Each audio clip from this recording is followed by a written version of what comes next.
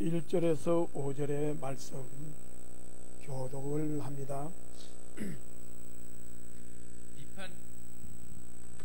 비판을 받지 아니하려거든 비판하지 말라.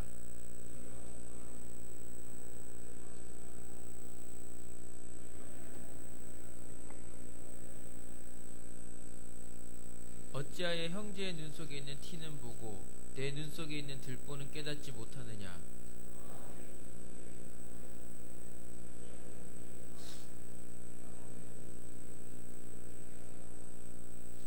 외식하는 자여, 먼저 내 눈 속에서 들보를 빼어라.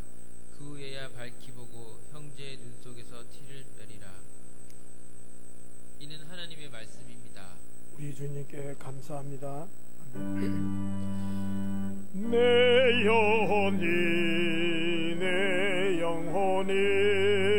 주님을 찬양하며 기뻐합니다. 내 영혼이 주님을 찬양합니다. 주님을 찬양합니다.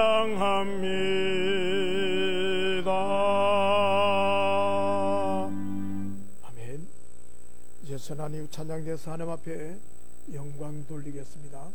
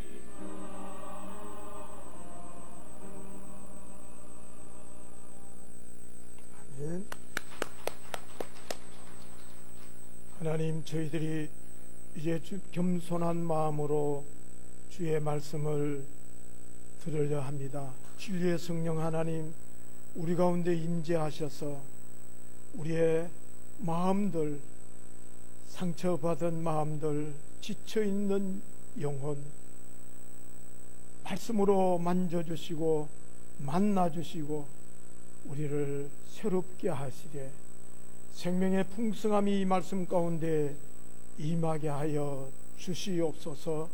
예수님의 이름으로 간절히 기도하옵나이다. 아멘. 여러분, 우리가 사는 세상은 어떤 세상입니까? 우리가 사는 세상은요, 어머니가 세상을 떠나도 몇 주 동안 모르는 세상이고요, 학생이 몇 년 동안 학교에 안 나와도 몰랐다가 나중에 부모의 손길에 죽어 그것도 냉동실에 보관되어 있는 세상입니다. 이처럼 사람과 사람과의 관계가 단절되다 보니까 아주 무서운 결과를 가져다 주는 세상 속에서 우리는 그냥 살아요. 모르고 살기도 하고 알면서도 살고 이제 무디고 무뎌져서 뭐가 뭔지도 모르고 그냥 사는 거예요. 그래서 제가 연초부터 교제는 얼마나 우리에게 소중한 것인가, 사치도 아니고요, 우리가 살아가는데 필수 조건이 교제다 라는 걸 가지고 지난번에 생각했습니다. 그래서 이 교제가 얼마나 중요한 것이기 때문에 제가 또 아마 이어서 또 몇 주가 될는지는 모르겠습니다. 또 묵상을 함께 해보려고 합니다. 여러분, 우리가 교회라는 것은 한 몸 공동체라고 말을 합니다. 한 몸에 여러 지체들이 있듯이 서로 다른 지체들이, 사람들이 모여서 한 몸 공동체를 이루고 있는 게 교회입니다. 그런데 이 다른 지체들, 다른 사람들이 모여서 공동체를 이루고 있기 때문에 꼭 우리가 알아둬야 될 게 바로 다른 것은 틀린 것이 아니다라는 개념입니다. 이 개념을 우리가 신앙생활하면서 놓쳐버리면 시험 받습니다. 다른 것은 틀린 것이 아니다. 우리가 교회 생활하면서 다른 것이 틀리다라고 착각하기 때문에 나와 조금만 다르면 정죄하고 판단하고 비판합니다. 그러다 보니까 교회 안에는 평안이 없어요. 예수 믿어도 기쁨이 없어요. 뭔가 잘못된 거잖아요. 오히려 다르기 때문에 더 풍성하게 만들어주는 요소가 있어요. 내가 부족한 부분이 저분이 있고 저분에게 부족한 부분이 내게 있어. 서로 어울리다 보니까 다양하게 모여있다 보니까 그래서 오히려 더 풍성해지는 거예요, 교회가.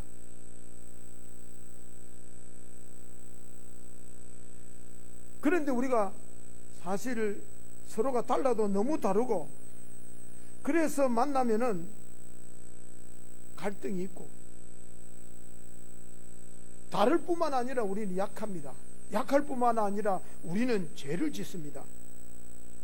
그러다 보니까 한순간도 우리가 긴장하지 않으면 부딪힙니다. 부대낍니다. 그러다 보니까 사람들이 그게 싫어요. 피하려고 합니다. 그래서 상처를 받지도 않고 내가 상처도 주지 않겠다라고 하면서 피하려고만 합니다.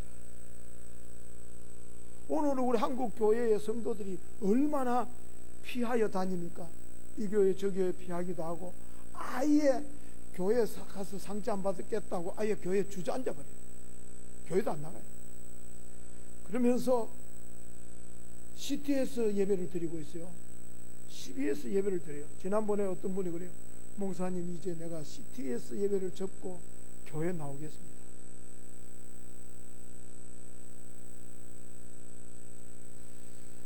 자, 피하다 보니까 혼자 사셔야 되는데, 자, 혼자 있다라고 하면은 상처 안 받을 것 같아요. 자기 자신한테 상처받는다니까요. 내가 왜 이럴까? 자기 마음속에 있는 생각과 또다시 부딪힙니다. 부대낍니다. 오히려 이게 더 무서워요.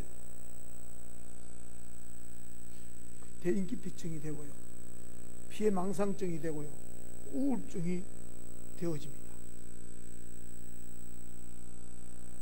그렇기 때문에요, 사람들은 사는 동안에 어디를 가도 다 부대끼게 돼 있고 갈등이라는 게 있어요.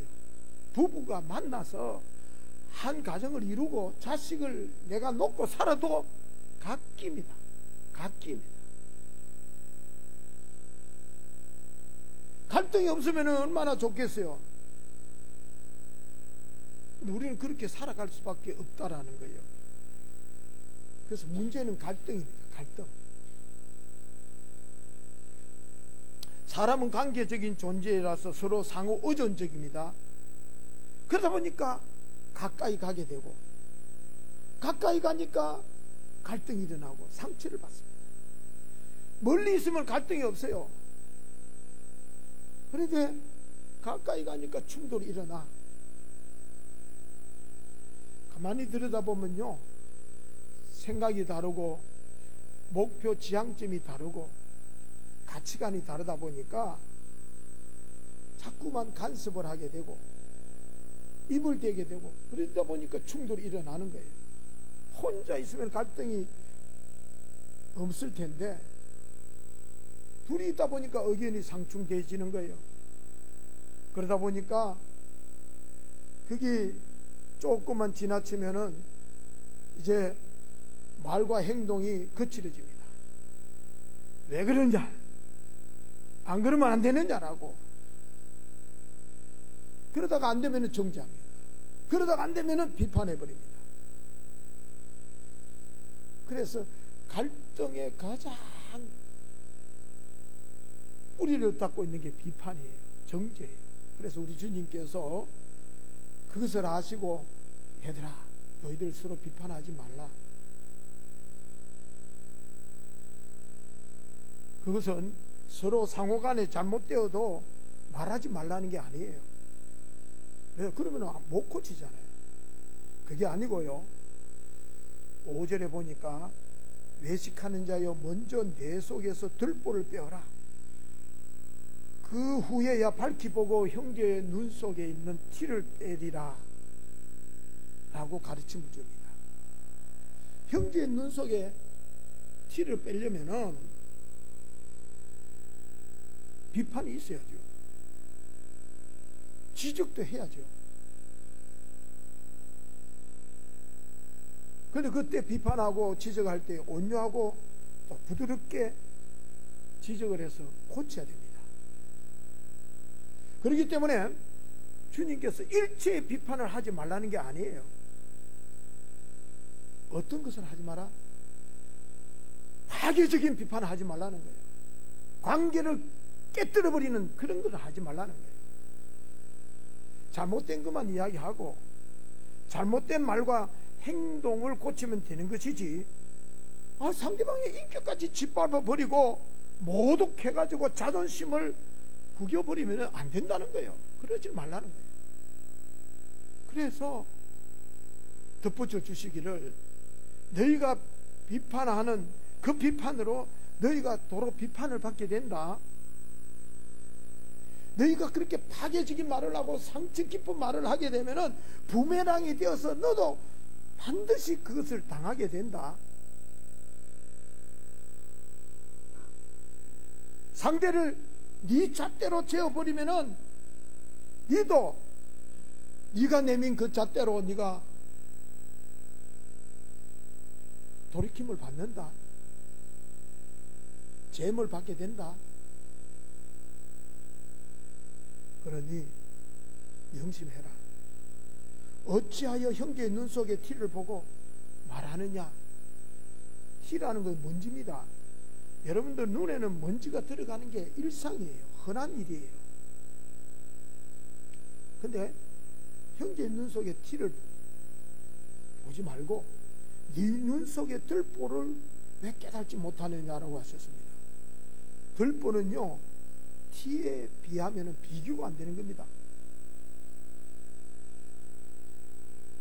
그리고는 보라, 네 눈 속에 들보가 있는데 어찌하여 형제의 말하기를 네 눈 속에 있는 티를 빼라 하겠느냐. 자꾸 너 잘못해서 고쳐라 한다 해서 되겠냐.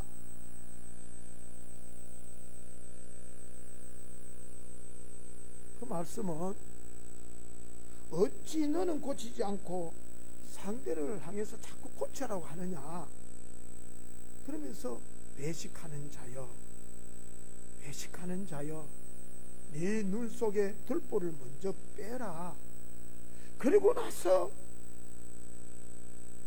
지적도 하고,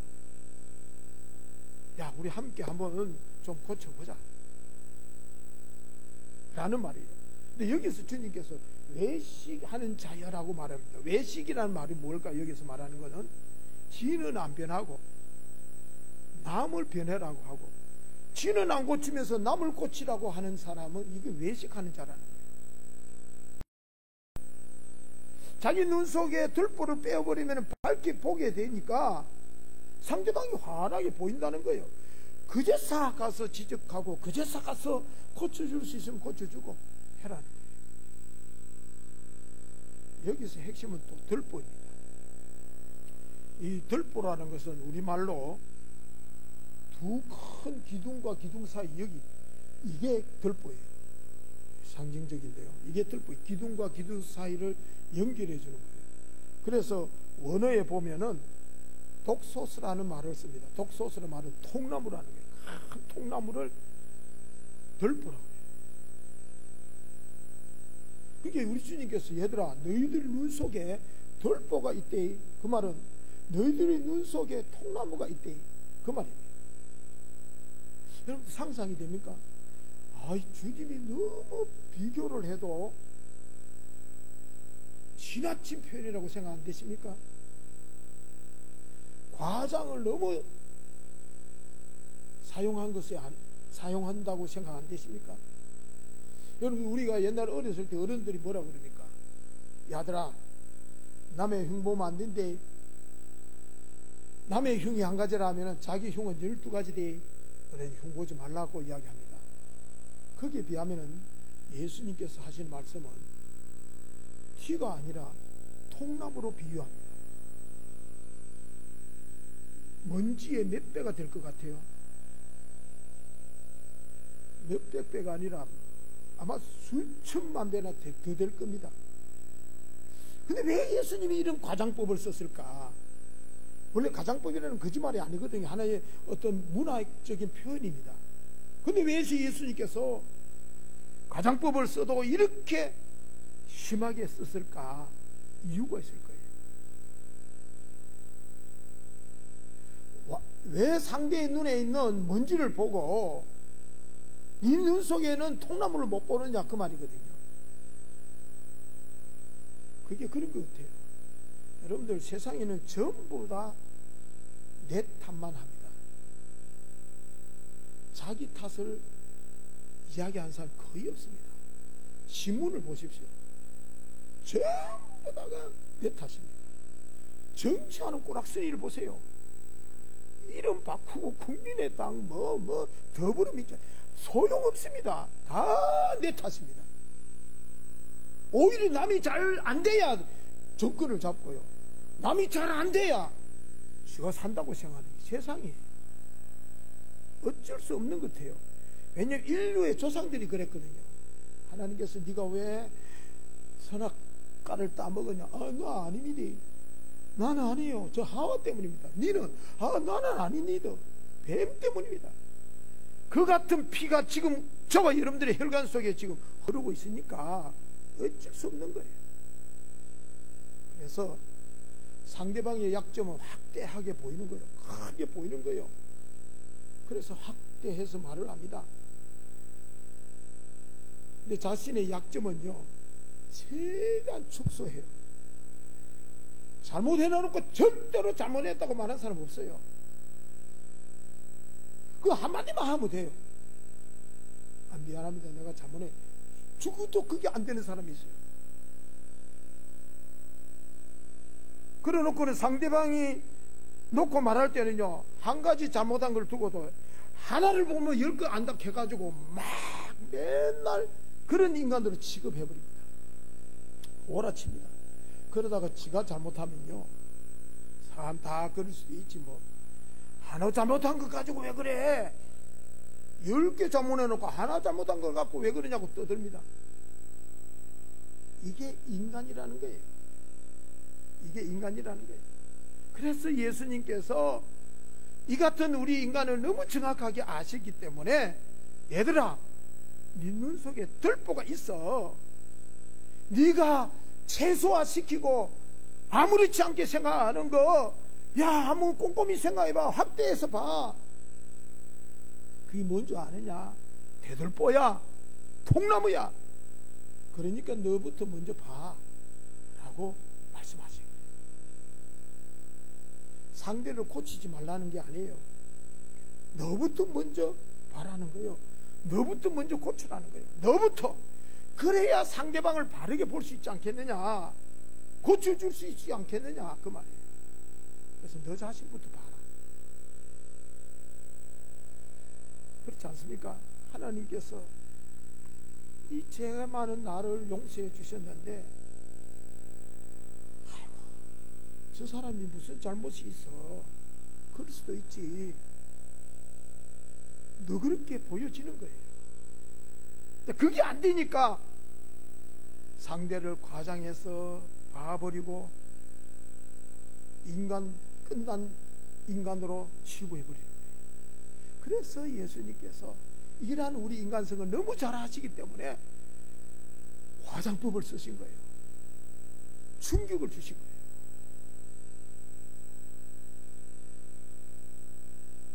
그렇습니다. 우리가 교회 안에서 서로 교제를 할 때 제일 중요한 것은 나부터입니다.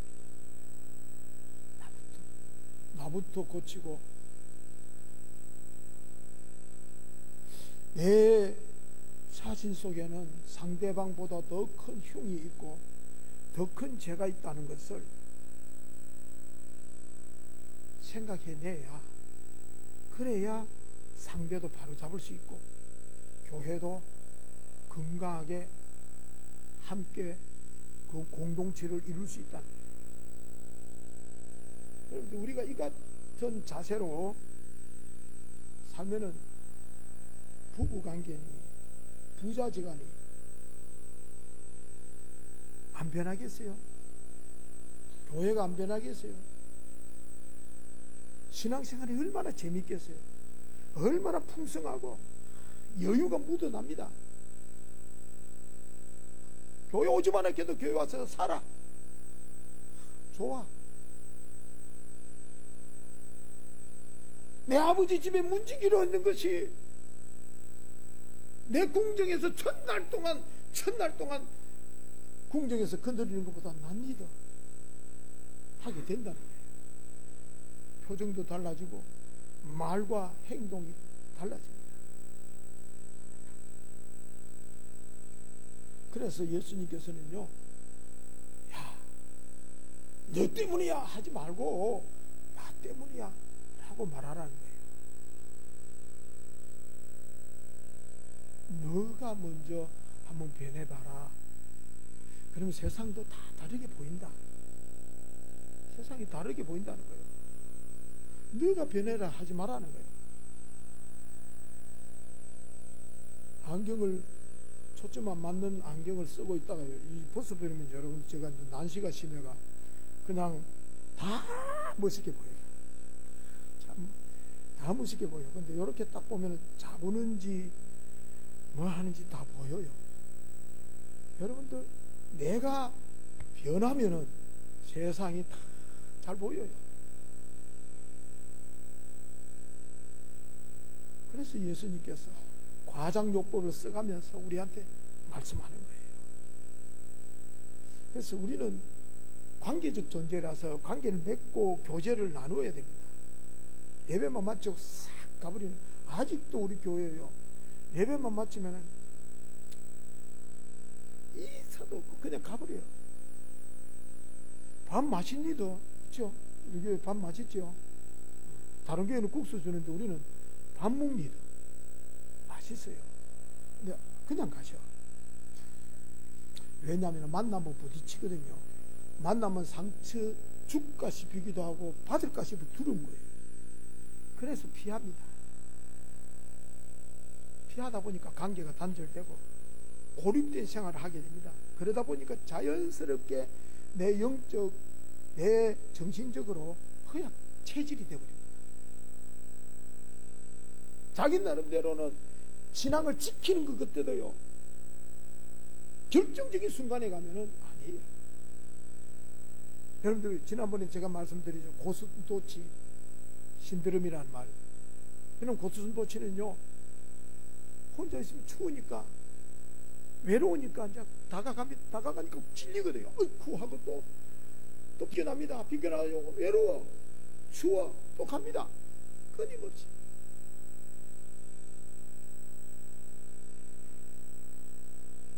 문제는 교제에 있습니다.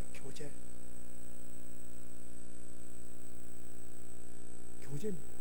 피하지 말고요, 부대끼는 거예요. 부대끼다 보면 아픔이 물론 있죠. 갈등도 있고요, 속상한 일이 있어요. 그런데 그게 참다 보면은요, 교제를 나누다 보니까 어느덧 내 못난 부분이 없어졌어. 여러분들 바닷가 가서 조약돌 이쁜 거 주워오잖아요.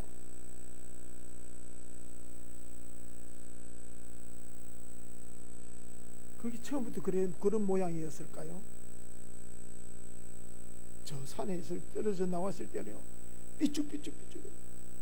그게 서로 부대끼면서 부대끼다 보니까 탐스럽고 멋있는 조약돌이 되듯이 분수처럼 교회 안에서 여기 안 낑길 때 낑기다 보니까 요거도 먹고 요거도 먹든지 말든지 막 신앙생활 하다 보니까 어느덧 귀한 존귀한 자가 되는 게 교회 안에. 아이고, 저분 없으면 안 돼.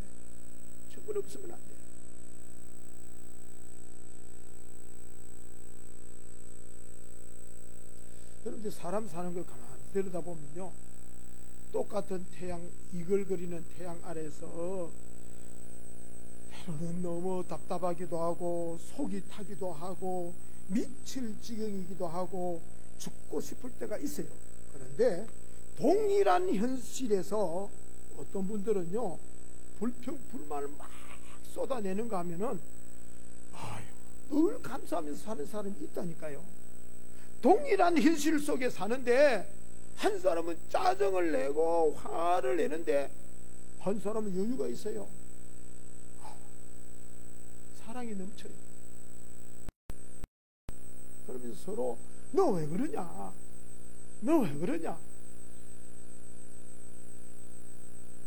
그럴 필요가 없어요.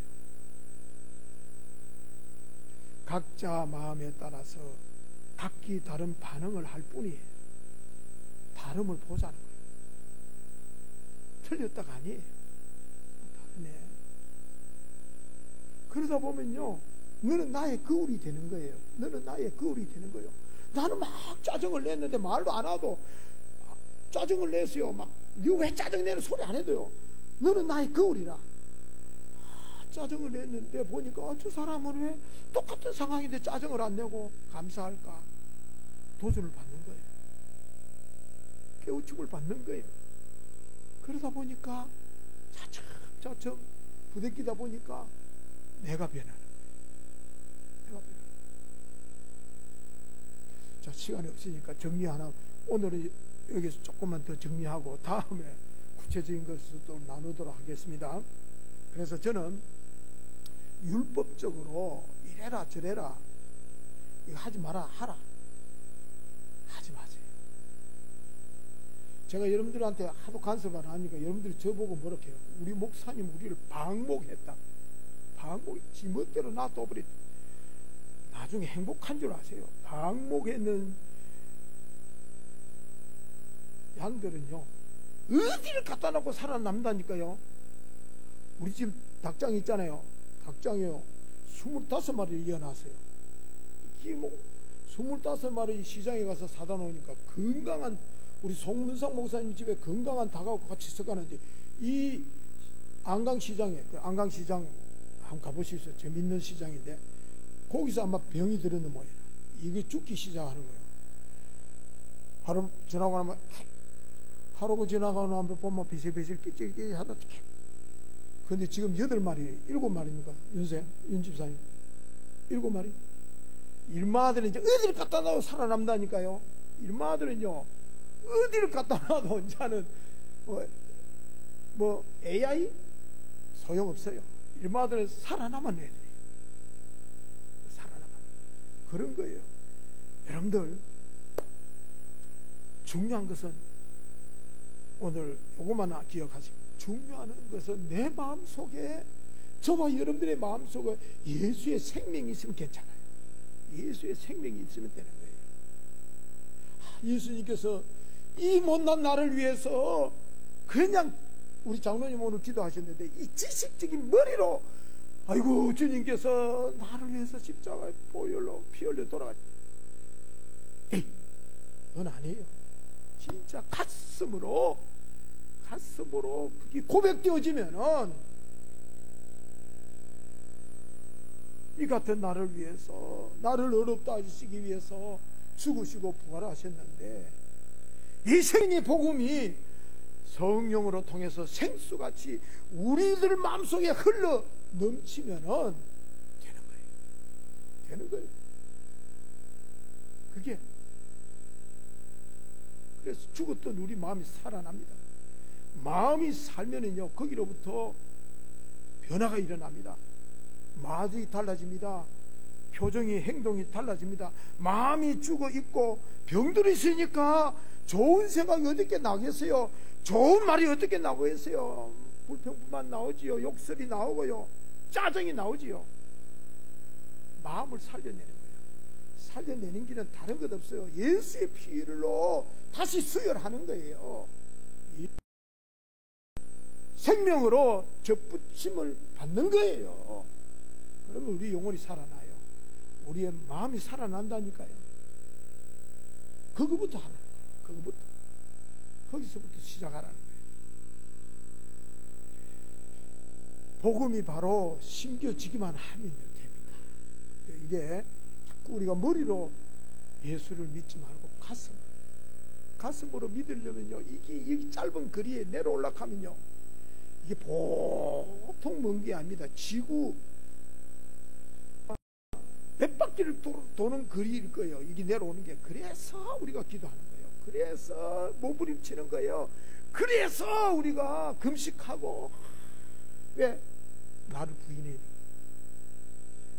이 가슴으로 내려 올라가는데 내 생각과 내 감정이 꽉 산성을 이루고 있어요. 만리장성을 이루고 있어요. 이걸 깨뜨리고 내려가야 되는데, 날마다 나를 부인하고 날마다 나를 부정하고 가야 되는데, 이 막혀 있는 거예요.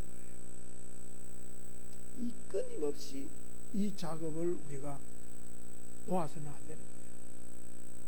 그래서 오늘 여기까지 우리가 말씀을 나누고, 다음 시간에 더 재미있는 일도 더 기대하시고, 더 구체적으로 우리가 어떻게 그러면은 변해야 되는가, 또 함께 생각해 볼 수 있기를 바랍니다.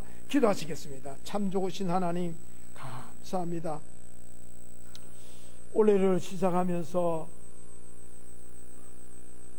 이제는 우리가 좀 더 성숙한 신앙인으로 주님 앞에 살기를 작정하고, 교회 안의 공동체에서 교제의 중요성에 대해서 함께 듣고 나누고 고민하고 있습니다.